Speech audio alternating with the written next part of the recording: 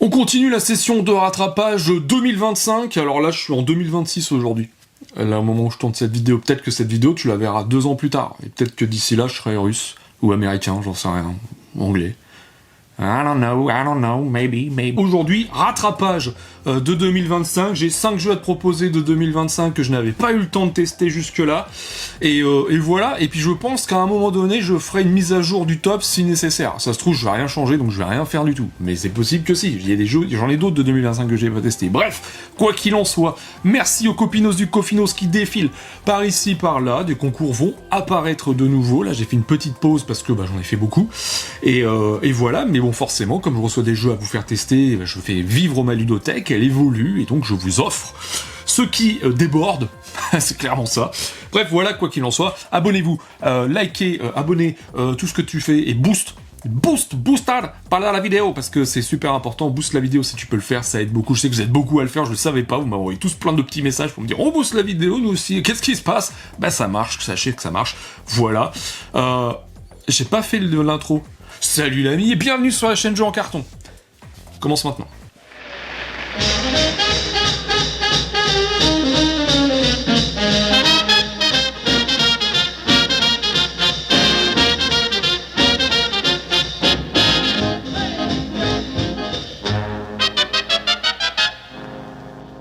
Est-ce que tu t'estimes chanceux dans la vie? Alors, la chance, c'est très relatif, hein. Franchement, il y a peut-être quelqu'un qui sera très chanceux de trouver une bouteille d'eau chez lui le matin en se réveillant, tu vois. Il y en a un, il se trouvera très chanceux d'être assis sur un paquet d'argent. Bref, chacun y trouvera son compte. Moi, je sais pas si je suis chanceux, mais tout ce que je sais, c'est que j'ai joué à Good Fortune.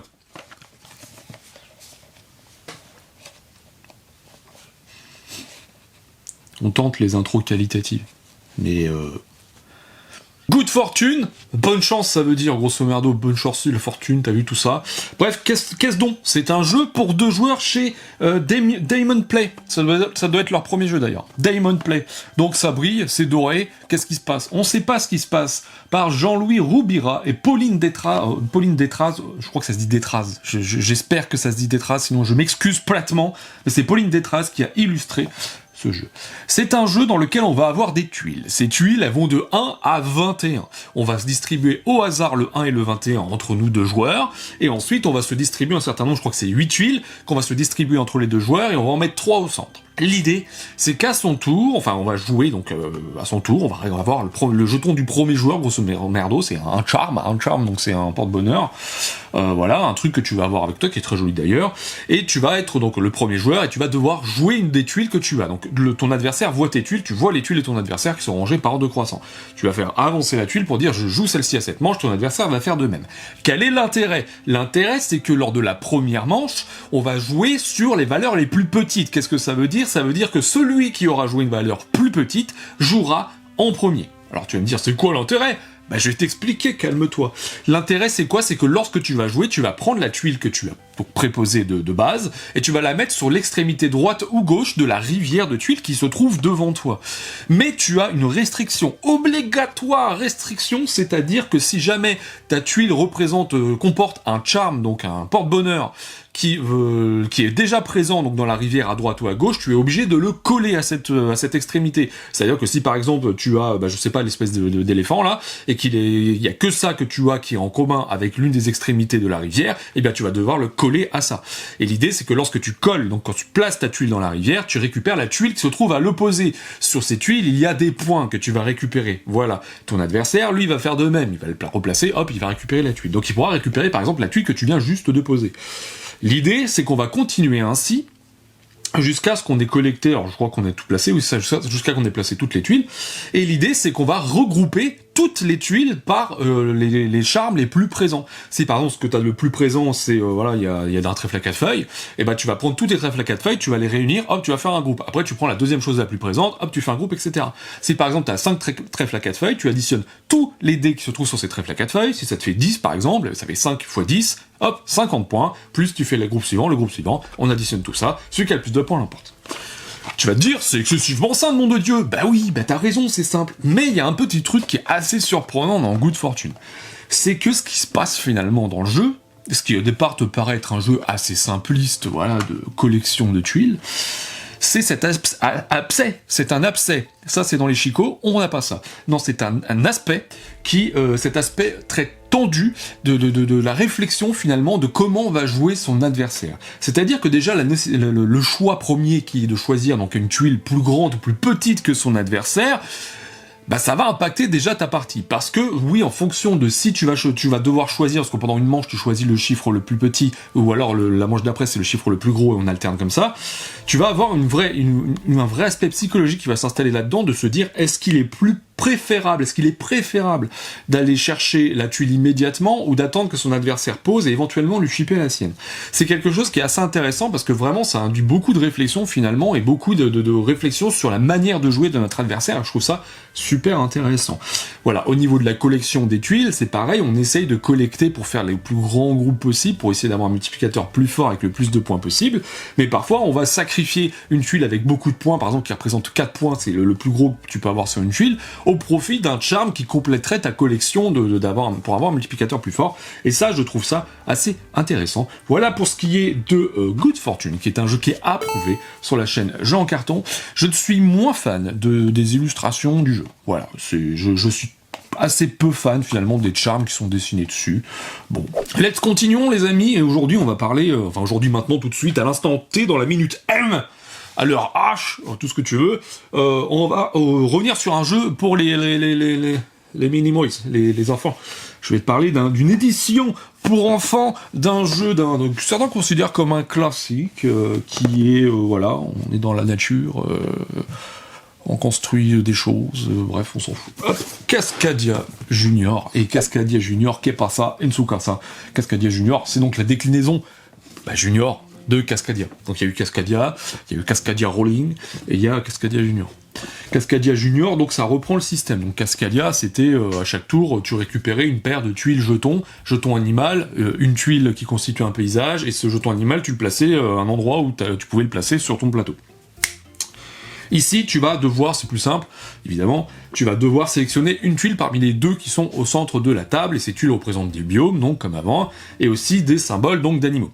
L'idée, c'est que lorsque tu réussis à connecter 3 animaux identiques, tu vas prendre des jetons pour recouvrir ces animaux pour dire que tu peux plus les utiliser, et tu vas récupérer un jeton panorama, qui est un jeton qui représente, par exemple, si tu as mis 3 poissons, tu représentes le poisson, tu prends le poisson, c'est un saumon d'ailleurs, tu le mets sur une fiche, là, qui représente ton paysage. Tu prends la tuile, hop, tu la mets, tu regardes pas derrière. Et tu fais ça avec tous les animaux que tu obtiendras par 3. 3 adjacents. L'idée, c'est qu'à la fin de la partie, donc la fin de la partie, c'est quand on aura tous joué, il restera plus qu'une tuile finalement dans la réserve, on va devoir vérifier les paysages adjacents qu'on aura réussi à compléter, c'est-à-dire qu'on va regarder le nombre de tuiles, le nombre de cases que ça fait adjacentes. Par exemple, si tu as 3, 4, 5 cases d'eau, et ben tu vas récupérer un jeton panorama, qui est un jeton vague, quoi, grosso modo, que tu vas mettre chez toi. Si tu arrives à 6 et plus, et dans ce cas, tu récupères 2. L'idée, c'est que tu vas mettre ça sur ta fiche, et en fait, au départ, tu sais pas ce que tu obtiens, mais à la fin de la partie, tu vas tous les retourner, et tu auras donc une ou deux pommes de pin qui seront dessinées dessus, qui permettront de compter les points. Celui qui a plus de pommes de pin l'emporte. Il y a une variante avancée qui permet de récupérer donc ces fameux jetons panorama avec les animaux, mais en fonction d'un agencement bien précis. Donc voilà, il faut réussir à faire une figure en plaçant les différents animaux. Voilà comment ça se passe pour Cascadia Junior, qui est une déclinaison plutôt réussie de Cascadia premier du nom, puisque on va vraiment avoir ce ressenti de Cascadia, évidemment bien plus adapté, avec ce système donc, qui est très simple de connexion des animaux, couplé au fait de connecter les paysages. Et ça, c'est juste ce qu'il faut finalement. Il faut pas plus que ça. Je pense que s'il y avait vraiment eu un tout petit truc en plus, par exemple moi, avec mon fils, donc avec Victor, il va avoir 6 ans bientôt, il m'a battu à ce jeu-là. Voilà, il m'a battu. Alors je joue pas en mode avancé, par contre, que c'est encore un petit peu plus complexe. Je joue en mode normal pour lui, mais bon, le fait de connecter les animaux et de réussir à connecter les paysages, c'est déjà une première gymnastique à faire, parce qu'il faut penser à faire les deux en même temps. Donc des fois c'est facile pour les enfants de se dire là c'est bon, j'ai le 3e animal, hop je le mets là, sans vraiment faire attention aux paysages qui sont indiqués, alors que tu pourrais optimiser les choses. Mais voilà, c'est juste le petit grain qui est rajouté, qui fait que ça ajoute une réflexion, un petit peu de prise de recul pour l'enfant, qui fait que du coup il va pouvoir voir le spectre le plus large possible de ce qu'il est possible de faire dans le jeu. Voilà pour ce qui est de Cascadia Junior, qui est un jeu approuvé sur la chaîne Jeux en carton. Allez, je te parle d'un jeu de collection de cartes. Une collection de cartes. L'idée, c'est qu'on va collecter des cartes. On va collectionner des cartes. Et voilà. c'est à peu près le jeu. On va collectionner des cartes de façon draft, c'est-à-dire qu'on va piocher un certain nombre de cartes dans la main, on va avoir des cartes, hop, je prends celle-ci, tac, je donne à mon voisin de gauche, hop, je récupère celle de mon voisin de droite, et tout est quanti, on continue comme ça, et on fait ça pendant 3 manches.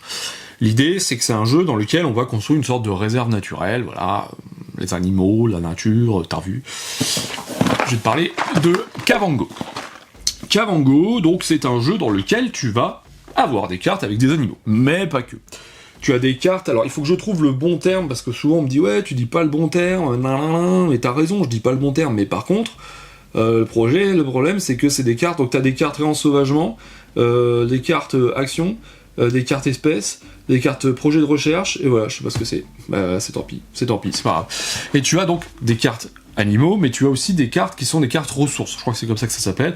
Ces ressources, ce sont par exemple des invertébrés, tu vas avoir des herbes, des arbres et des poissons. Ça servira finalement de nourriture, grosso modo, pour placer les animaux. C'est-à-dire que les animaux vont avoir donc des prérequis en nourriture et en ressources pour pouvoir être placés. On les consomme pas, il suffit juste de les avoir dans notre tableau, façon moteur de ressources finalement, pour pouvoir poser ces cartes sur notre plateau qui ressemble au plateau de Wingspan. Donc on va faire ça, hop, ensuite ce qu'on va pouvoir faire, si on le souhaite, c'est on va pouvoir investir dans des différents projets. Donc on a des projets de conservation, des projets de protection contre le braconnage et des projets écologiques. L'intérêt de ça, c'est que ce sont également des prérequis pour pouvoir placer des cartes. Mais aussi on va à la fin obtenir des points supplémentaires si jamais on a complété tous nos projets ou si on a misé suffisamment dans le projet de l'écologie qui est un projet finalement qui est commun à tout le monde. Chacun peut y placer des cubes, tandis que les deux autres ce sont vraiment le propre à vous-même. Vous avez aussi des objectifs au milieu du plateau, donc ça c'est des objectifs qui sont tirés à chaque manche, auxquels on va pouvoir participer, du type avoir des animaux de plus grands d'1m50, il faut en avoir 2, 3, 4 par exemple, avoir des animaux qui ont telle icône, ok, etc. Donc à la fin de notre tour, on va pouvoir placer un petit marqueur, obtenir de l'argent sous forme de cubes qui serviront donc à approvisionner les différents projets, mais aussi obtenir donc des points de victoire bien évidemment. Et on va continuer comme ça, hop, on va échanger, on va récupérer tout ça. On a aussi des cartes actions, qui sont des cartes que l'on va pouvoir jouer à la place de placer un animal ou à la place de placer une ressource. Ça nous permettra de générer une action, de gagner de l'argent, de gagner, j'en sais rien, plein de choses, bref. Voilà comment ça se passe dans Kavango. Donc c'est vraiment un jeu dans lequel vous allez récupérer, vous allez jouer juste des cartes, quoi. Les cartes n'ont pas d'effet à proprement parler, si ce n'est les cartes actions. Ce sont surtout des cartes qui vont vous demander des prérequis pour pouvoir les placer, et donc vous allez continuer comme ça de les placer jusqu'à la fin de la partie, et à la fin de la partie, vous comptez le nombre de points que vous avez obtenus, notamment sur votre tableau de cartes, parce que chaque carte rapporte des points, donc on va tout additionner, etc. Vous gagnez les trophées que je vous ai dit, vous avez des trophées aussi si vous avez toutes les icônes qui existent dans le jeu, et bref, ça fait des points. C'est pas fou, hein, Kavango, moi je me suis pas éclaté du tout sur ce jeu.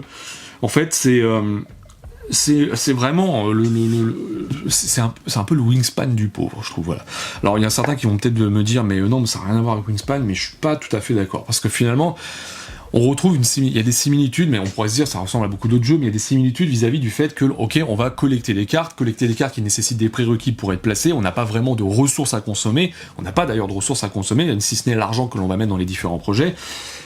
Mais c'est tout en fait, on va prendre ces cartes-là, on va les mettre dans un tableau, la position dans le tableau on s'en fiche complètement, il n'y a aucun rapport, on va pas générer d'actions supplémentaires, on va rien faire de plus, si ce n'est prendre des cartes et les placer, qui vont éventuellement parfois constituer un moteur. Par exemple, vous avez des cartes rongeurs qui peuvent servir vers la fin de la partie pour les rapaces, mais encore c'est pas certain, et on va avoir donc ces cartes ressources qui vont permettre de construire un petit moteur qui permettront de poser de plus en plus de cartes.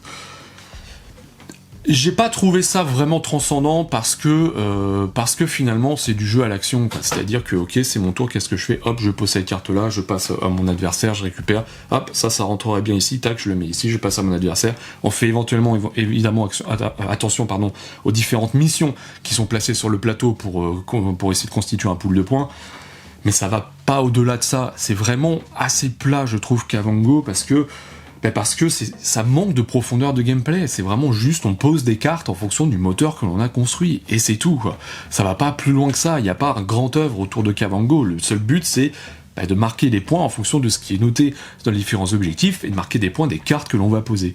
Le jeu est pas beau en plus de ça, je trouve ça assez raté finalement en termes de direction artistique, si avec ça ce serait pas très grave bien évidemment, et puis voilà. Allez, le matos c'est sympa, il y a un petit côté tout carton qui est bien foutu avec des inserts, etc.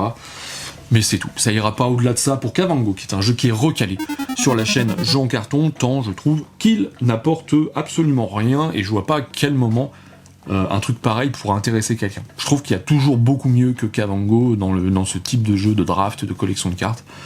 Donc voilà. Maintenant, je te parle d'un jeu qui est complètement passé sous les radars, je trouve. Enfin, si je dis que je trouve, c'est que le regard que j'ai eu finalement sur le monde ludique ne m'a pas attiré vers ce jeu-là. Voilà, je sais pas si c'est clair, mais bref. Et c'est un jeu que j'avais vu du coup en démonstration à Vichy, mais j'avais pas eu l'occasion d'y jouer, parce qu'on m'avait dit ouais, il faut être 3 au minimum, et sur le moment on n'était pas 3.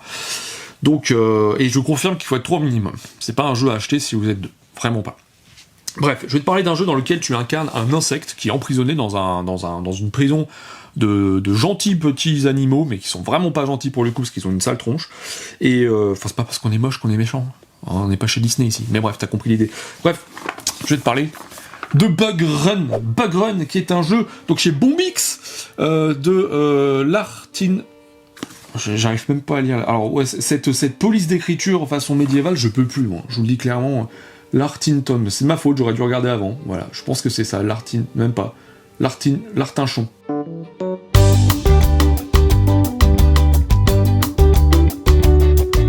Premièrement, c'est moche. Voilà, je te le dis, c'est moche, tu vas trouver ça moche. Maintenant, essaie de passer outre parce que je vais t'expliquer ce que c'est tout de même. Mais ouais, c'est pas très beau. Voilà, je trouve ça pas très beau, je trouve ça assez daté. On m'a fait la réflexion d'ailleurs en story. Je sais que ma femme a fait la réflexion aussi en disant que c'était assez daté. Je suis assez d'accord. Bref, quoi qu'il en soit. Qu'est-ce que c'est que Bug Run ? C'est un jeu compétitif dans lequel donc vous allez incarner un insecte emprisonné, ça je te l'ai dit. L'idée c'est que vous allez tenter de sortir de cette prison, et vous allez y arriver. Mais vous allez parfois vous aider, ou parfois profiter de l'adversaire, si je puis dire. Puisqu'à chaque tour, vous allez pouvoir soit vous déplacer, soit générer une action sur l'endroit où vous êtes. Au départ, vous êtes dans votre cachot, donc vous allez nécessairement vous déplacer. Vous allez prendre votre jeton, et façon un petit peu Tokaido, si je puis dire, vous allez aller aussi loin que vous le souhaitez. Mais vous allez pouvoir vous arrêter. Soit vous vous arrêtez sur une case qui est une case du donjon, soit vous arrêtez sur une case qui est un ennemi que vous allez pouvoir affronter, ou alors si vous arrivez tout au bout de l'escalier, c'est-à-dire vraiment au bout de l'étage, que ça se joue en 4 étages, si vous arrivez tout au bout, vous allez prendre une récompense et vous allez attendre jusqu'à ce que tout le monde revienne. L'idée, c'est que au niveau des cartes donjon, donc ce sont des épreuves généralement à passer, vous allez avoir des épreuves parfois, ce sont même pas des épreuves, ce sont juste des collections de ressources. Vous allez vous dire, bah voilà, hop, je récupère ce machin-là, je récupère cette ressource, etc. Parfois, ce seront des épreuves type pile ou face, type de choses comme ça. Mais le twist finalement important, c'est au niveau des batailles de monstres. Parce que oui, vous allez affronter des ennemis. Au début de chaque manche, avant de rentrer dans l'étage, vous allez faire une phase d'échoppe qui vous permettra notamment d'acheter des armes ou des objets. Vous avez une réserve d'or, vous allez pouvoir acheter autant que vous le souhaitez, puis ça passe au joueur suivant. L'intérêt de ça, évidemment, c'est d'obtenir des armes, mais aussi des potions, des trucs qui vous permettront d'utiliser en one-shot. L'idée, c'est que lorsque vous allez affronter un ennemi, vous allez donc lancer 2 dés. Vous avez 2 dés, dessus vous avez des faces vierges, vous avez des faces succès, vous avez des faces avec des os. L'idée, c'est que si vous réussissez au moins à faire un succès, vous allez donc infliger une touche, plus vous allez additionner toutes les touches de toutes les armes que vous utilisez. Soit les épées, soit les arcs, il faut le prédéterminer avant de lancer. Et vous allez impliquer donc ce pool de dégâts à votre adversaire en retirant le bouclier éventuellement. S'il n'est pas éliminé, ben vous mettez les dégâts dessus, ça passe au joueur suivant. Le joueur suivant, par exemple, il est peut-être sur le même monstre que vous. Et c'est là où rentre en jeu le twist de ce Bug Run, c'est que vous allez pouvoir profiter finalement de ce qu'a fait votre adversaire, et c'est finalement celui qui réussira à éliminer le monstre qui sera le plus avantagé. Parce que si j'arrive après mon adversaire qui a vraiment amoché le monstre, et que je lui mets le dernier petit dégât qu'il fallait, eh bien je vais avoir la primeur du choix sur les récompenses qui sont présentes. Parce que si par exemple il y a 3 récompenses disponibles sur le monstre, j'en prends une, hop, mon adversaire en prend une, et j'en reprends une autre. Et ouais, sauf que j'ai pas fait tout le boulot. Et c'est comme ça que ça marche. Et ça marche aussi si vous êtes si vous êtes sur la case du monstre, mais que vous n'avez même pas du tout participé au combat. Et ça, c'est intéressant, parce que du coup, ça implique vraiment un côté opportuniste au jeu, dans lequel vous allez vous dire, bah vous avez 2 adversaires qui sont en train de dégommer un monstre, il est presque mort, hop, je me cale ici, l'autre d'après il joue, il l'élimine, terminé, je récupère une récompense alors que j'ai rien foutu. Et ça, c'est très marrant dans Bug Run, parce que ça pose vraiment un côté un peu loufoque finalement à l'exploration, tu sais, ce petit côté mémo-RPG, tu vois, si tu joues un peu, tu vois, t'es en train de green, là, t'es en train d'exploser un bonhomme, là, ou t'es dans un raid, j'en sais rien, et t'as un mec qui arrive et qui te chip la récompense. Bah c'est ça l'esprit en fait finalement dans Bug Run. L'idée c'est que donc on va arriver jusqu'à l'escalier. Lorsqu'on a l'escalier, on a parfois un affrontement entre deux équipes de joueurs, c'est-à-dire que on va avoir deux lignes de récompense. Suivant où on se met, ça va constituer des équipes et on va lancer les dés pour voir qui a fait le plus de succès, et ceux qui ont fait le plus de succès se partagent la récompense indiquée. On recommence pour un deuxième, troisième, quatrième étage. Lorsqu'on a fini tout ça, on va avoir 4 cartes, parce que les escaliers on va les retourner, ce qui constitue des chemins différents que l'on va pouvoir prendre pour s'échapper du donjon. Donc on a plusieurs épreuves à réaliser du type dépenser de l'argent, dépenser des points de vie, affronter un ennemi de force temps, etc., etc. On essaie d'aller le plus haut possible, plus on va haut, plus on obtient de points. Si on échoue, et bien on s'arrête et on garde les points qui sont en face, donc ça va être de 1, 3, 5, 10, je sais plus, et à la fin, donc on compte tous les points de victoire que l'on a obtenus, notamment par le biais de récompenses qui se trouvaient sur le plateau. On obtient les points de victoire de notre case finale lorsqu'on a tenté de s'échapper. Voilà ce que c'est Bug Run, donc ça va jusqu'à 5 joueurs je crois, ouais, 6 joueurs. Et c'est vraiment une grosse poilade finalement. C'est vraiment une grosse poilade dans le sens où on se fout pas directement sur la tronche, mais on profite finalement des autres. On se bloque en prenant des emplacements que notre adversaire aurait vraiment convoité. Parfois, il y a des emplacements qui nécessitent obligatoirement d'utiliser un type d'arme. Par exemple, un arc. Bah, vous allez expressément prendre la case d'à côté. Alors vous avez l'arc, hein, mais la case d'à côté, pour que votre adversaire, bah, s'il vient là, il puisse pas attaquer. C'est vraiment un jeu qui va être pensé pour faire suer votre adversaire et profiter un maximum de ce qu'a fait, de ce qu'ont fait les autres. Et ça, je trouve ça assez intéressant parce que c'est pas quelque chose qu'on voit souvent finalement dans les jeux. C'est parce que c'est pas non plus un jeu avec une forte interaction. Parfois, on va interagir avec les autres, il y a des cartes qui permettent de voler des pièces, etc. Mais c'est pas le cœur du jeu. Le cœur du jeu, c'est pas l'interaction, c'est l'interaction indirecte, si je puis dire. C'est d'aller shipper les récompenses de notre adversaire, d'aller bloquer notre adversaire sur les endroits qu'il aurait pu convoiter pour pouvoir refaire sa réserve d'or, par exemple, avant de retourner à l'échoppe, ce genre de choses-là. Et en ce sens, c'est très intelligent. Voilà pour ce qui est de Bug Run, qui est un jeu qui est adoré sur la chaîne Jean Carton. J'aime beaucoup ce type de jeu qui est, si je puis dire, sans prise de tête, tu vois ce que je veux dire. C'est vraiment un jeu dans lequel on va se marrer, on va se marrer de la malchance, on va se marrer du trop de chance, on va se marrer des situations cocasses, du fait de shipper des récompenses, on va se marrer de ce genre de choses-là. Et en ce sens, je trouve que ça marche vraiment bien et c'est quelque chose d'assez unique. Voilà pour ce qui est de Bug Run. Allez, on termine par quelque chose qui a obtenu, je dirais que les retours sont soit très très bons, soit pas très très bons du tout. Et du coup, j'étais assez perplexe sur le jeu, parce que c'est un jeu qui est absolument magnifique, je trouve, de prime abord, et je pense que parfois ça le dessert. Très clairement, je pense qu'il y a certaines critiques qui, je l'ai déjà perçu, certaines critiques qui, lorsqu'ils trouvent un jeu un peu trop mignon, ont tendance à vouloir le démonter, parce que le jeu de société, c'est pas mignon, c'est pas fait pour être fun, c'est pas fait pour être marrant, c'est fait pour être chiant et moche. Mais bref, et c'est un jeu qui a une thématique qui, je trouve, l'exploite assez bien.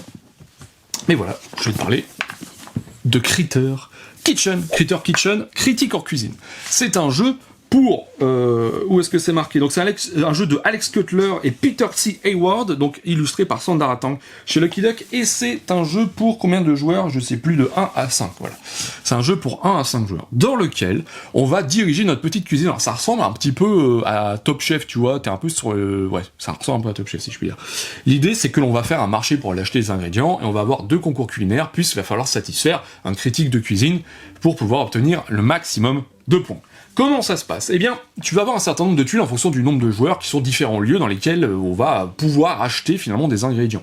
Au début de chaque manche, on va révéler dans un sac des ingrédients de manière aléatoire sur les différents lieux indiqués. On peut avoir soit des ingrédients, soit on peut avoir des rumeurs. Je vais revenir là-dessus.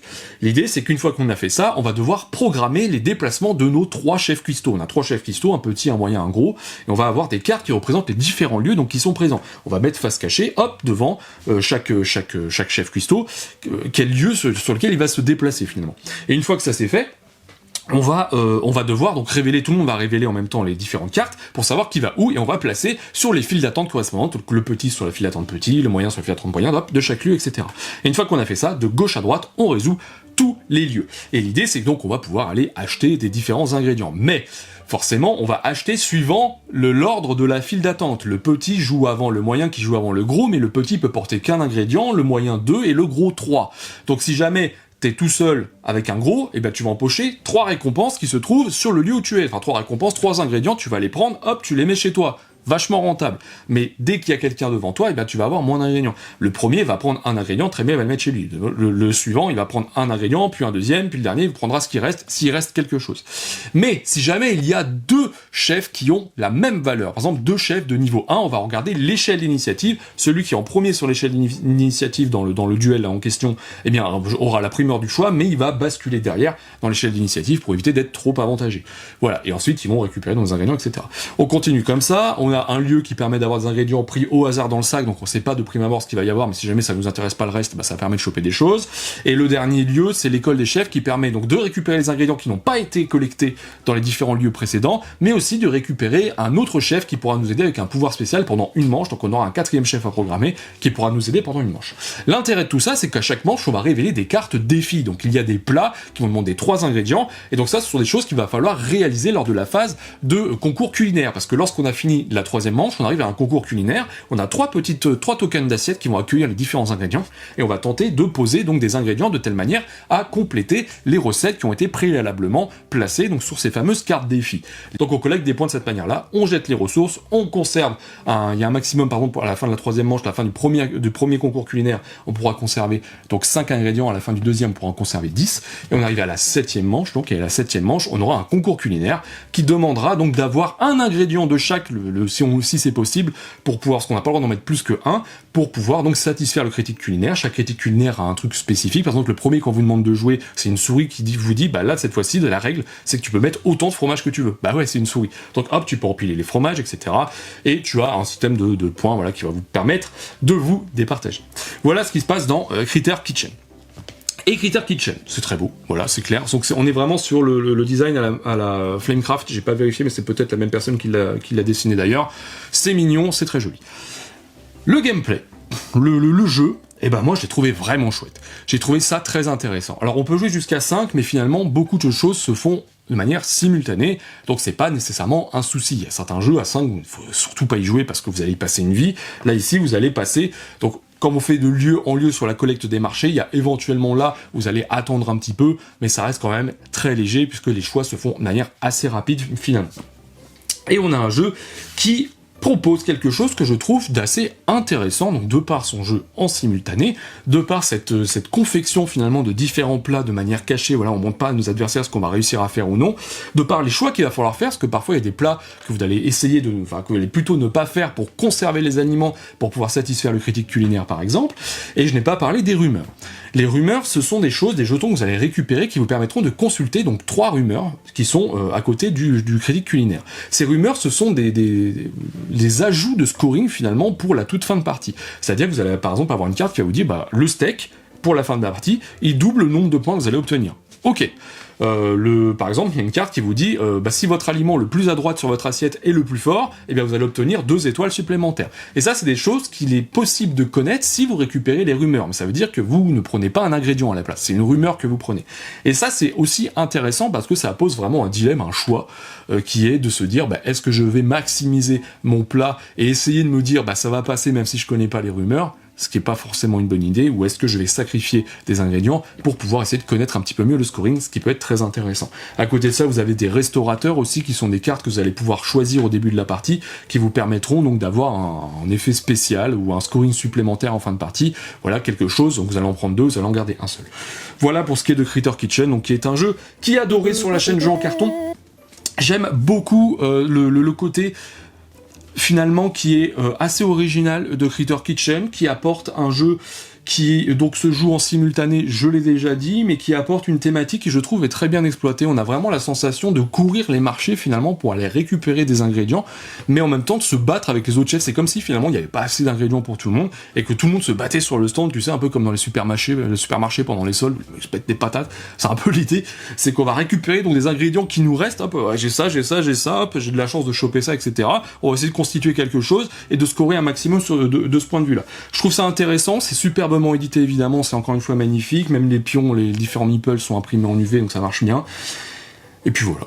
pour ce qui est de Critter Kitchen, qui est un jeu donc encore une fois adoré sur la chaîne Jean-Cart. Et voilà les amis, ça sera tout pour aujourd'hui. J'espère que cette vidéo vous aura plu. N'hésitez pas à me glisser là-dessous si vous avez des suggestions ou si vous avez des commentaires à faire sur ces différents jeux. Ce sont que des jeux de 2025, donc peut-être que vous y avez joué.